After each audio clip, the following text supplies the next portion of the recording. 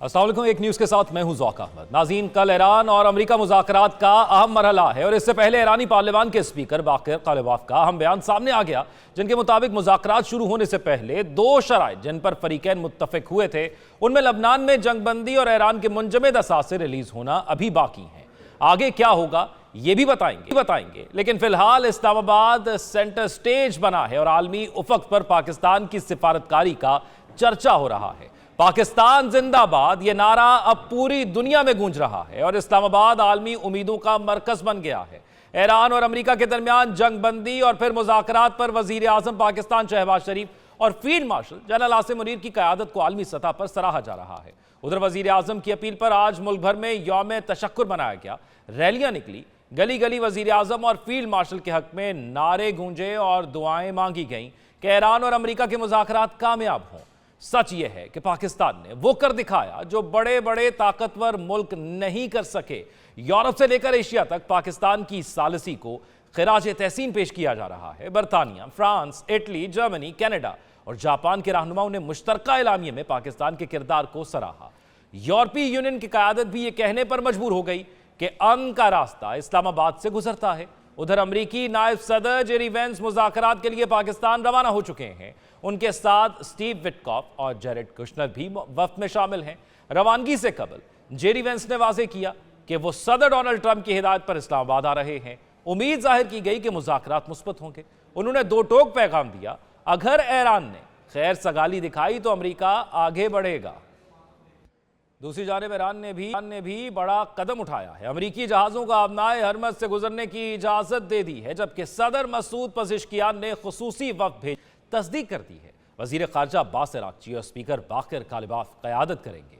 ये high level मुज़ाकरात होंगे। ज़रा के मुताबिक पहले पाकिस्तानी हुक्काम से मुलाकातें होंगी, फिर बराह रास्त ईरान और अमरीका आमने सामने बैठेंगे और तारीख का ये अहम तरीन सिफारती लम्हा बहुत करीब आ गया है। ईरान के 10 नकात ने पूरी दुनिया की तवज्जो हासिल कर ली है। इसमें खित्ते में जारी जंगों का मुकम्मल खात्मा शामिल है। इराक, लबनान और यमन में अमन का क़याम अव्वलीन शर्त है। ईरान के खिलाफ जंग का मुस्तकिल खात्मा भी एजेंडे में है। आबनाए हरमज को खोलने और महफूज बहरी गुजरगाह यकीनी बनाने की बात की गई है। ईरान की तामीर नौ के लिए मुआवजा मांगा गया है। तमाम पाबंदियों के खात्मे और मुंजमद असासों की फौरी वापसी का मुतालिबा है। साथ ही ईरान ने जौहरी हथियार न बनाने की यकीन दहानी भी दी है। ये नकात इस बात का सबूत हैं कि ईरान मुज़ाकरात में संजीदा है, मगर अपने मफादात पर कोई समझौता नहीं करेगा। इस अहम मौके पर इस्लामाबाद में सिक्योरिटी के फुल प्रूफ इंतजाम किए गए हैं। रेड जोन सील कर दिया गया। पुलिस, रेंजर्स और दीगर इदारे हाई अलर्ट हैं। VVIP 1 सिक्योरिटी नाफिज कर दी गई है। ज़मीनी और फ़ज़ाई निगरानी जारी है। हत्ता कि समुद्री हदूद में भी हिफाजती हसार कायम किया गया है। अमरीकी वक्त अपनी बुलेट प्रूफ गाड़ियां साथ लाया है। खुसूसी अमरीकी तैयारे के जरिए गाड़ियां और एम्बुलेंस इस्लामाबाद पहुंच चुकी हैं। नकलो हरकत मुकम्मल तौर पर महफूज बनाई जा रही है, जबकि दुनिया भर से सहाफ़ी, मंदोबीन और वफूद इस्लामाबाद का रुख कर रहे हैं। उन्हें वीज़ा ऑन अराइवल की खुसूसी सहूलत दी गई है। आलमी मीडिया की नजरें पाकिस्तान पर जम चुकी हैं। हर लम्हा, हर हरकत, हर बयान तारीख का हिस्सा बन रहा है। अगर ये मुज़ाकरात कामयाब होते हैं तो ना सिर्फ मशरिक़ वुस्ता में लगी जंग की आग ठंडी हो सकती है, बल्कि तेल की मंडियां मुस्तहकम होंगी। आलमी मईशत को सहारा मिलेगा, बल्कि जंग के बादल भी छट सकते हैं। इसीलिए दुनिया मान रही है कि पाकिस्तान ने एक बार फिर साबित किया कि वो सिर्फ एक मुल्क नहीं बल्कि अमन का पैगंबर है, अमन का सफ़ीर है। सवाल यह है कि इस तारीखी मौके पर दुनिया एक नए दौर में दाखिल हो रही है। क्या ईरान और अमरीका वाकई दुश्मनी भुला देंगे और क्या पाकिस्तान की यह कामयाबी आलमी ताकतों को नई सिम देगी? दुनिया की नजरें इस्लामाबाद पर मरकूज हैं। इसीलिए हमारे साथ आज पैनल भी मौजूद है और हमारे एहतशाम उल हक भी हमारे साथ मौजूद हैं। उसके साथ साथ सीनियर जर्नलिस्ट एजाज सईद हमारे साथ मौजूद हैं। आदिल नजम साहब इंटरनेशनल रिलेशंस के एक्सपर्ट हैं, वो हमारे साथ मौजूद हैं। एयर मार्शल अरशद मलिक साहब हमारे साथ मौजूद हैं, जबकि brigadier Masood Khan defence analyst हैं, हमारे साथ मौजूद हैं। सबसे पहले एहतशाम उल हक, आपसे जानेंगे कि इस वक्त मंजर क्या है इस्लामाबाद के अंदर, क्या तैयारियां की गई हैं और कौन कौन से वफूद पहुंच चुके हैं और कौन कौन से कब पहुंचेंगे? आज बिल्कुल पाकिस्तान ने तारीख रकम कर दी। इस वक्त दुनिया की नज़रें इस्लामाबाद पर हैं और जिस तरह के मशरिक़ वस्ता में एक जंग छिड़ी थी, जो शोले दुनिया भर में फैले हुए थे, बिलाखिर पाकिस्तान ने सामने आकर मेज़बानी की और मुज़ाकरात का सिलसिला कल से यानी कि हफ्ते के रोज़ से शुरू हो जाएगा। और इस वक्त इस्लामाबाद में फुल प्रूफ सिक्योरिटी जो है वो कर दी गई है और रेड जोन को सील कर दिया गया है। तमाम तर इदारे, इस्लामाबाद पुलिस और पाक फौज के ताज़दम दस्ते यहाँ पर तैनात किए गए हैं। और इसके साथ साथ वफूद की अगर बात करें तो वफूद जो सपोर्टिंग स्टाफ है दोनों ममालिक के, वो इस वक्त पहुंच चुके हैं इस्लामाबाद। और इसके साथ दीगर जो मेन क़यादत करेंगे, जो इनके जैसे अमेरिका के नायब सदर JD वेंस और इसके साथ साथ ईरान के वफद, वो पर इस्लामाबाद पहुंचेंगे और उनको पुरतपाक इस्तकबाल जो है वो किया जाएगा। और इसके साथ साथ यहाँ पर फ़िज़ाई जो है वो निगरानी की जा रही है इस्लामाबाद की। यहाँ पर तमाम तर दस्ते तैनात कर दिए गए हैं और पाकिस्तान की को सराहा जा रहा है कि जिस तरह इस किरदार अदा किया गया बिलखसूस जो मुज़ाकरात के हवाले से, वो दोनों ममालिक जो कि आग के शोलों के साथ खेल रहे थे, पूरी मुल्क की, पूरी दुनिया की जो मईशत है वो मुकम्मल तौर पर ज़मीन बोस हो रही थी। और फिर पाकिस्तान ने सफ़ीर बन के, अमन का सफ़ीर जो है वो बन के सामने उभरा और बिलाखिर। अच्छा एहतशाम, बिल्कुल ऐसा ही है, पाकिस्तान की बड़ी सिफारती कामयाबी है। ये बताइएगा, बैनुल-अक़वामी सहाफ़ी भी, मंदूबीन भी इस्लामाबाद आ रहे हैं, तो कल की क्या स्केड्यूल बनाया गया है? क्या उनको कोई ब्रीफिंग दी जाएगी या मुज़ाकरात का क्या सिलसिला रहेगा? जी बिल्कुल, कुछ जो सहाफ़ी हैं वो इस वक्त इस्लामाबाद पहुंचे हैं, उनके लिए अलग अलग जगह जो है मुतयन की गई है कि वो यहाँ पर रहेंगे। और इसके साथ साथ जो दीगर जो वफूद के साथ आएंगे, बिलखसूस जो ईरान के जो मीडिया पर्सनस हैं या फिर अमेरिका के, वो जब यहाँ पहुँचेंगे, जो वीज़ा उनको फिर यहाँ पर दिया जाएगा, एडवांस में नहीं दिया जाएगा। जैसे वो अराइवल उनकी होगी फिर उनको वीज़ा दिया जाएगा। उनके स्पेसिफिक जगह जो मुतयन की गई है, बिलखसूस जैसे कि जो सेंटर्स हैं यहाँ पर कायम किए गए हैं और कन्वेंशन सेंटर में उनको क़याम किया जाएगा। और इसके साथ साथ दीगर जो उनके लिए ठीक है, कन्वेंशन सेंटर्स में काम किया जाएगा। एहतशाम, ये भी बताइएगा, वफूद की टाइमिंग के हवाले से बताया गया कि अराइवल टाइम क्या है ईरान के या US के जो वफ्द आ रहे हैं उसका? जी देखिए, सपोर्टिंग टीम्स जो है वो इस्लामाबाद पहुंचे हुए हैं और जिनके मेन क़यादत कर रहे हैं उनके हवाले से सिक्योरिटी ज़रा ये कह रहे हैं कि चूँकि वो काफ़ी हसास चीज़ है, उसका नाम जो टाइमिंग है वो नहीं बता रहे हैं, लेकिन उनके जो गाड़ियां हैं, जैसे कि अमेरिका की जो फुल प्रूफ गाड़ियां हैं, वो इस वक्त इस्लामाबाद पहुंच चुकी हैं। और इसके साथ साथ जैसे ही वो पहुँचेंगे, सिक्योरिटी ज़रा इस हवाले से कन्फर्म करेंगे, फिर उसके बाद जो है वो बताया जा सकता है, क्योंकि एक हसास नौइयत का है और एक बड़ा प्लेटफॉर्म है। पाकिस्तान एक बेहतरीन किरदार अदा कर रहा है, बिलखसूस जिस तरह के शहबाज शरीफ, वज़ीर आज़म शहबाज शरीफ और फील्ड मार्शल सैयद आसिम मुनीर, और पाकिस्तान एक सफ़ीर बन के उभरा है। तो इस हवाले से थोड़ा सा इसको देख रहे हैं कि टाइमिंग ना बताई जाए और जैसे ही वो अराइवल होगी फिर जो है वो आगाह कर दिया जाएगा। ठीक है, पूरी दुनिया की नज़रें पाकिस्तान पर हैं। एहतशाम हमारे साथ ही मौजूद रहिएगा। एजाज, आप क्या देख रहे हैं, क्योंकि अब जब मुज़ाकरात का अमल बाकायदा तौर पर चंद ही घंटों की दूरी पर है, वफूद पहुंचना शुरू हो गए हैं, इस सूरत हाल के अंदर जब पूरी दुनिया ये उम्मीद लगा के बैठी है कि कोई ना कोई हल इंशाल्लाह ज़रूर निकलेगा, तो इस्लामाबाद में होप्स कैसी हैं, क्या उम्मीदें हैं? देखिए, बात यह है कि पाकिस्तान इन मुज़ाकरात को होस्ट कर रहा है और बतौर होस्ट पाकिस्तान की ये ख्वाहिश है कि इन मुज़ाकरात को कामयाब बनाया जाए। और उसी मकसद को हासिल करने के लिए पाकिस्तान ये भी कोशिश कर रहा है कि आप ये देख रहे हैं कि मीडिया में इंफॉर्मेशन का ब्लैक आउट हुआ है, ज़्यादा मालूमात नहीं आ रही, क्योंकि जो गवर्नमेंट ने वो तमाम एरियाज़ जहाँ पे हुकूमती जो महकमे हैं, वज़ारत ख़ारजा हो गई, प्राइम मिनिस्टर सेक्रेटेरिएट हो गया, इनको नो गो एरिया कर दिया है। क्यों? क्योंकि पाकिस्तान की जो गवर्नमेंट है वो चाहती है कि यहाँ से कोई ऐसी इंफॉर्मेशन ना निकले जो दोनों फ्रीकैन में से किसी एक फ्रीक को बुरी लगे, नागुफ्ता लगे, उस पर हालात ख़राब हों। तो यहाँ पर एक तो ये है कि गवर्नमेंट की तरफ से बहुत ज़्यादा एक्स्ट्रा जिसे कहें बहुत ज़्यादा एहतियात का मुज़ाहरा किया जा रहा है और गवर्नमेंट की जानिब से ये भी किया जा रहा है कि इन मुज़ाकरात के लिए जो माहौल है इतना साज़गार बनाया जाए कि इस्लामाबाद से अमन का पैगाम एक डिक्लेरेशन की सूरत में या एक एग्रीमेंट की सूरत में ठीक है, और उसके हवाले से पाकिस्तान जो है वो काफ़ी मेच्योरिटी का मुजाहरा भी कर रहा है। बगेड़ी मसूद साहब, अब टेंशन्स तो हैं, इस वक्त हाई टेंशन्स हैं, जिस तरह के बयानात आ रहे हैं, और ख़ास तौर पर ये जो स्पीकर हैं ईरानी असम्बली के मोहम्मद बाकिर गालिबाफ साहब, उनकी जानिब से जो कहा गया कि जब तक लबनान वाला मामला हल नहीं होगा और हमारे एसेट्स जो सील हैं उसका मामला हल नहीं होगा, तब तक मुज़ाकरात आगे नहीं बढ़ सकते। दोनों तरफ से अदम एतमाद भी है और एतमाद भी है आ रहे हैं, तो क्या उम्मीदें हैं? जी हाँ, बहुत शुक्रिया। देखें, ये पोजीशन आप स्ट्रेंथ से बात करने की कोशिश कर रहे हैं और बेसिकली डोमेस्टिक कंजम्पशन के लिए इस तरह के बयानात आ रहे हैं और अमेरिका की तरफ से भी आ रहे हैं, फिर ईरान की तरफ से भी हम एक्सपेक्ट कर रहे हैं कि इस तरह के बयान जिस तरह मजलिस के स्पीकर ने दिया है।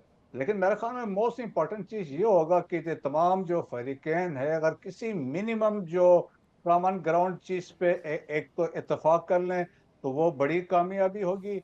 और इसके साथ साथ ये अगर ये एग्री करते हैं कि वो एक सस्टेनेबल सीज फायर के साथ आगे जारी रखना चाहते हैं, बहुत इंपॉर्टेंट होगा।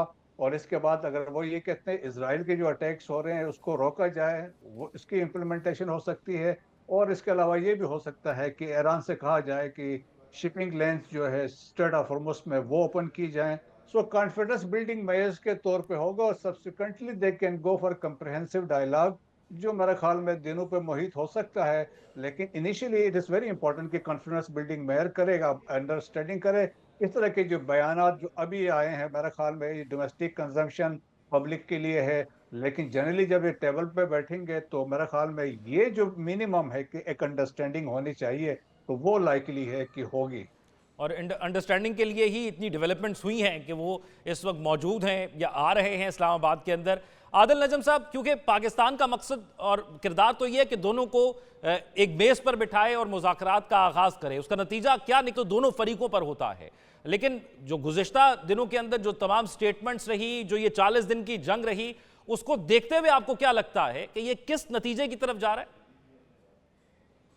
बहुत शुक्रिया यार। उम्मीद पे दुनिया कायम है और इसमें तो बहुत ज़्यादा उम्मीदें हैं, ना सिर्फ हमारी पाकिस्तान की बहैसियत मेज़बान, लेकिन ना सिर्फ हमारी पाकिस्तान की बहैसियत इस रीजन के एक मुल्क और एक फ़र्द होने के, लेकिन दुनिया भर की। आप दुनिया के एक कोने से दूसरे पे चले जाएं, इस वक्त अगर तमाम नज़रें हैं, ये फ़ोन शोन जो आ रहे हैं सिर्फ मुबारकबाद की नहीं आ रही, क्योंकि हर एक की स्किन इन द गेम है, हर एक इससे अफेक्ट हो रहा है। इसलिए उम्मीदें तो बहुत हैं कि हो जाएंगी। दूसरी चीज़ ये है कि जैसे आपने भी बिल्कुल दुरुस्त फरमाया कि दोनों जो फ्रीकैन हैं उनका मेरे इस वक्त क्लियर है कि they would like an agreement.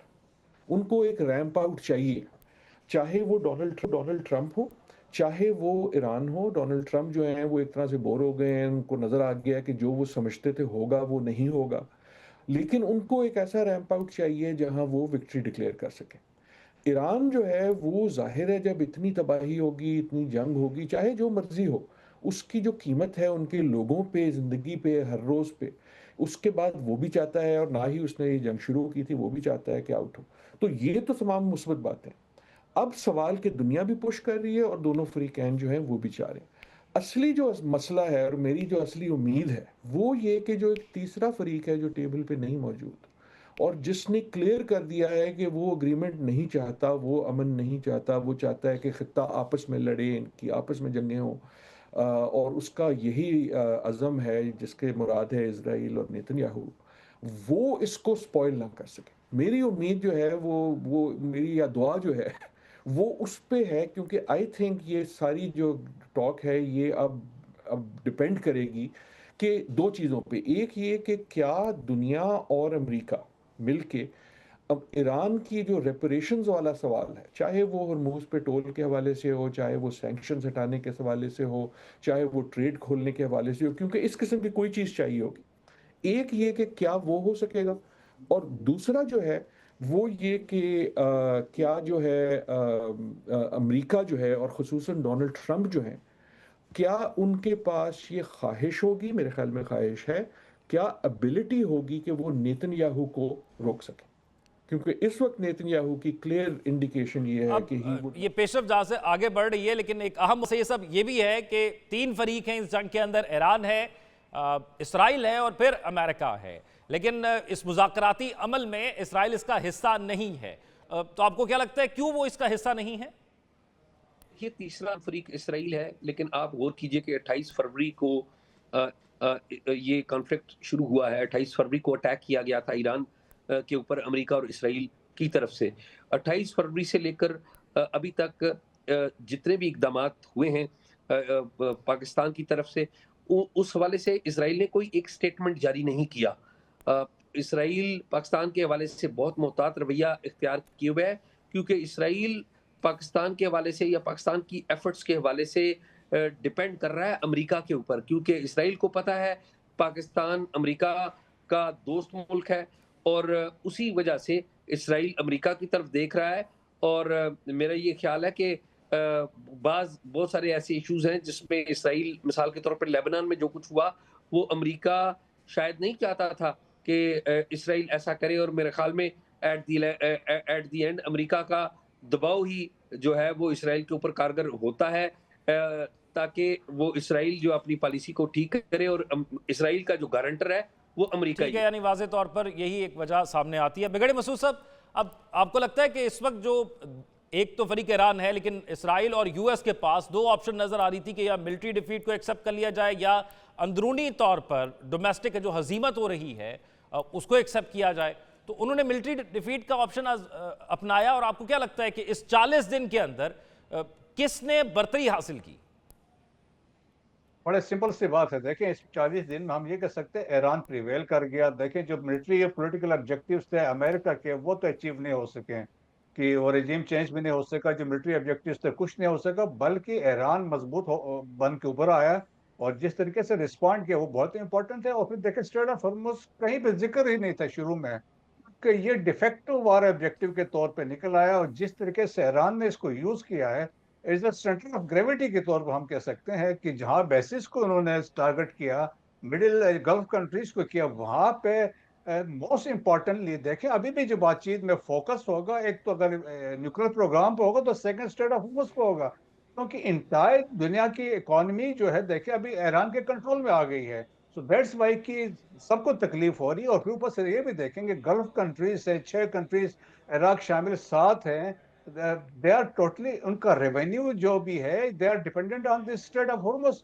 अगर ये कंट्रोल करता है, गेट कीपर अगर ईरान बनता है, तो इनके बड़े सीरियस कंसर्न है कि उनका फ्यूचर क्या होगा। ऑलरेडी इतनी डिस्ट्रक्शन इनमें हो चुकी है। सो मेरा ख्याल में कि ये इंपॉर्टेंट चीजें जो होंगी वहां पे इसमें डिस्कशन होगी।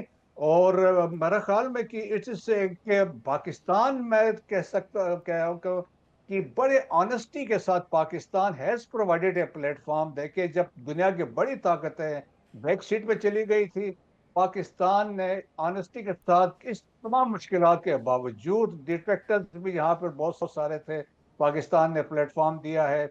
अब तो पार्टीज पे डिपेंड करता है, अमेरिकन पे, ईरानीज पे, वो किसी कॉमन मिनिमम कॉमन ग्राउंड पे आ जाएं और इसको चीज को लेके आगे बढ़ें। और मेरे ख्याल में सारी दुनिया जो है देखें जिस तरीके से कंसर्न है वो इस तरफ देख रही है, इस्लामाबाद की तरफ देख रही है कि यहाँ पे क्या होगा।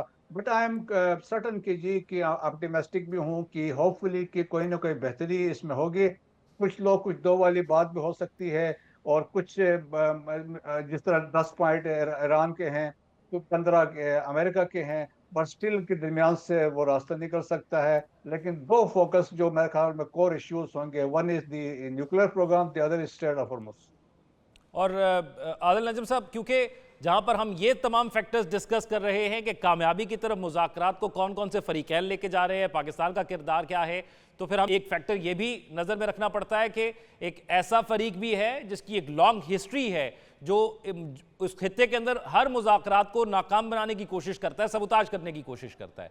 तो इस दफ़ा जितना प्रेशर यूएस के अंदर से इस वक्त की हुकूमत डोनाल्ड ट्रंप पर है, क्या इसराइल इस पोजीशन पर है कि वो इन मुज़ाकरात को भी सबूताज कर सकता है? देखिए ना, किया है ना, पिछले 2 दिन में क्या किया। ये जो लबनान है ये क्या है अब अगर, और देखें, मेरा तो सोचना ये है कि ये जंग जो है शुरू तब हुई थी जब नेतन्याहू ने ट्रंप को शुरू किया, कन्विंस कर दिया कि जंग कर दो, और ये ख़त्म तब होगी जिस दिन ट्रंप नेतन्याहू को कन्विंस कर देगा कि अब मैं ख़त्म कर रहा हूँ। पहला हमारा जो पुराना होता था ना सोचने का अंदाज, और सही होता था उस वक्त, वो ये था कि अगर अमेरिका कहेगा तो इजराइल मान लेगा, क्योंकि इजराइल तो अमेरिका पे चलता है, जब अमेरिका कहेगा तो वो मान लेगा, पीछे हट जाएगा। लेकिन हमने गुज़िश्ता 2 साल में खुसूसन गजा में ये देखा कि ये वाला इजराइल और ये वाला नेतन्याहू जो है, जब नहीं मानना चाहता तो नहीं मानता। उसने बाइडन की नहीं मानी, उसने आपका गजा पीस प्लान का क्या किया, राइट। सो जब वो नहीं मानना चाहता वो नहीं मानता, और उसकी एक वजह है, मेरे ख्याल में उसकी वजह ये है कि फॉर नेतन्याहू ही थिंक्स कि ये उनका लास्ट बेस्ट चांस है to get his Greater Israel. इसलिए वो अपनी तरफ से वो बका की जंग लड़ रहे हैं, वो बिल्कुल ऑल आउट हैं, और उनके लिए एक तरह से इसमें कामयाबी भी हुई है, क्योंकि उन्होंने जो उनके हमसाई थे उन्हें आपस में लड़ा दिया। देखा ना, इजराइल की सबसे बड़ी ख्वाहिश यही थी और है कि ये आपस में इतना लड़ लें कि मुझ पे फोकस ना करें। सो आई डू थिंक कि वो कर सकता है। द क्वेश्चन इज कि क्या डोनाल्ड ट्रंप की ख्वाहिश जो है ऑफ रैम्प की वो इतनी ज्यादा है कि वो नेतन्याहू को कंट्रोल कर सके। लेकिन ना, पिछली बार जब जब नेतन्याहू ने उनसे कहा कि जंग शुरू करो तो उन्होंने कर दी ना। अब सवाल ये है कि will Netanyahu allow him in some ways to end the war. लेकिन कर तो बहुत कुछ सकता है, उसने लेबनान में भी किया, और अगर लेबनान में उसके हाथ किसी तरह अमेरिका थोड़ा बहुत रोक भी देता है, अभी अमेरिका कह रहा है ना कि कम कर दो, तो there are other things that can happen. आपको अगर याद हो तो जब आपकी निगोशिएशन किसी मौके पे पहुंचती है तो इसराइल उससे स्कटल करता है। यहाँ तक कि कतर में जो निगोशिएटर थे उनको ही हलाक कर दिया। So do not under estimate either the ability or the desire of Israel. सब इस सिचुएशन के अंदर आपको क्या लगता है बड़ा चैलेंज क्या है? बयानात के तजाद की हमने जहां पर बात की वो दोनों तरफ से आ रही है, वो डोनाल्ड ट्रंप साहब की जाने से भी अभी आई या वो ईरान की तरफ से भी आ रही है, तो एक ब्रेकिंग पॉइंट पर तो पहुंचना होगा इस मुज़ाकरात की कामयाबी के लिए। तो बड़ा चैलेंज आपको कहां पर नजर आता है? वो ब्रेकिंग पॉइंट क्या हो सकता है? सबसे बड़ा कंसर्न था वो स्ट्रेट ऑफ हॉर्मूज था, जो आपने देखा कि अमेरिकी सदर डोनाल्ड ट्रंप ने भी स्टेटमेंट दिए, अमेरिका की तरफ से भी स्टेटमेंट आए, फिर गल्फ के मालिक ने भी स्टेटमेंट दिए। तो स्ट्रेट ऑफ हॉर्मूज तो खोल दिया। आज जो डिप्टी फॉरेन मिनिस्टर हैं ईरान के, उन्होंने एक बहुत बड़ी पेशरफ्त का ऐलान किया कि स्ट्रेट ऑफ हॉर्मूज खोल दिया और वहां से अमेरिकी वेसल्स जो हैं, अमेरिकी शिप्स जो हैं वो भी गुजर सकते हैं। बल्कि आपको पता होगा कि वहां पर ये जो गल्फ के ममालिक हैं, इनसे शेयर की गई वो डिटेल्स भी कि जो माइंस रखी गई हैं इस रूट के ऊपर, ताकि कोई ऐसा वाकया ना हो, कोई ऐसा अफसोसनाक वाकया रूनुमा ना हो जिसकी वजह से ये जो सारा प्रोसेस है वो रुके। तो मेरा ये ख्याल है कि दोनों अतराफ जो पब्लिक एक पोस्चर दोनों अतराफ ने लिया हुआ है, एक वो है, और एक अमली एक्शंस हैं जो दोनों तरफ चाहते हैं कि अमली तौर पर इस कॉन्फ्लिक्ट से अपनी फेस सेविंग की जाए और फेस सेविंग करके निकला जाए, क्योंकि ट्रंप साहब को भी बड़ा नुकसान हुआ है, अमेरिका को नुकसान हुआ है, अमेरिका की फॉरेन पॉलिसी को नुकसान हुआ है, इकानमी को नुकसान हुआ है और अमेरिका के ताल्लुकात को नुकसान हुआ है, पर्टिकुलरली गल्फ मालिक के साथ, और ईरान के ऊपर बमबारी की गई है। ईरान का अब ये नुकसान तो बिल्कुल नजर आ रहा है एक लार्जर स्केल के ऊपर, लेकिन बिगड़े मसूद साहब, आप क्या समझते हैं कि अब जब मुज़ाकरात की बात हो रही है तो इटसेल्फ ईरान के अंदर भी दो किस्म की आवाजें हैं कि एक जो समझती है कि भी मुज़ाकरात नहीं करने चाहिए और एक जो समझती है कि मुज़ाकरात की तरफ जाना चाहिए। ये चैलेंज ईरान को खुद भी फेस करना पड़ रहा है। बिल्कुल ऐसा है। देखिए, ये स्पॉइलर जहां हम बात कर रहे हैं कि इजराइल भी है, तो सम एक्सटेंट इंडिया की भी कोशिश होगी, लेकिन उसके अलावा ईरान के अंदर से भी बहुत सारे स्पॉयलर्स हैं या डिट्रैक्टर्स हैं, और इसी तरह अमेरिका के उसमें भी लोग ऐसे हैं, हॉक्स है या क्रिश्चियन ज़ायनिस्ट लोग हैं, उनकी भी इस तरह की अप्रोच है। तो तमाम ये स्पॉयलर हर किस्म के हैं। और इवन मिडिल ईस्ट में आप देखें ना, गल्फ कंट्रीज में आप देखें कि जिस तरीके से यूएई का डिफरेंट अप्रोच है, बहरीन की डिफरेंट अप्रोच है, बाकियों की डिफरेंट अप्रोच है, तो इसमें एक डिवीजन देखें ना। ऑलरेडी इसराइल तो ये कामयाब तो हुआ ना कि ईरान को पिच कर दिया अगेंस्ट अरब के साथ, और इनके आपस में आप डिवाइड आप देख लें, और फ्यूचर में अभी एक इंस्टेबिलिटी तो होगी, एक मिसट्रस्ट तो क्रिएट हो चुका है between Iran and the gulf countries. तो फिर फ्यूचर, दैट्स वाई देखें ना कि अब तो और वो मेरे ख्याल से आप बिल्कुल ठीक कह रहे हैं, और वो मिसट्रस्ट इस कदर ज्यादा हो गया है कि उसके अब फ्यूचर के ऊपर इंपैक्ट बहुत ज्यादा होंगे, और फिर उसी की वजह से बात की जा रही है कि एक न्यू वर्ल्ड ऑर्डर की तरफ भी जाएंगे। बहुत शुक्रिया हमारे साथ तमाम मेहमान जो मौजूद थे। नाज़रीन, आने वाले 24 घंटे बहुत इंपॉर्टेंट हैं इस जंग के हवाले से। आपको आने वाले बुलेटिन और ट्रांसमिशन में इस हवाले से अपडेट करते रहेंगे। अपना ख्याल रखिएगा। अल्लाह हाफिज़।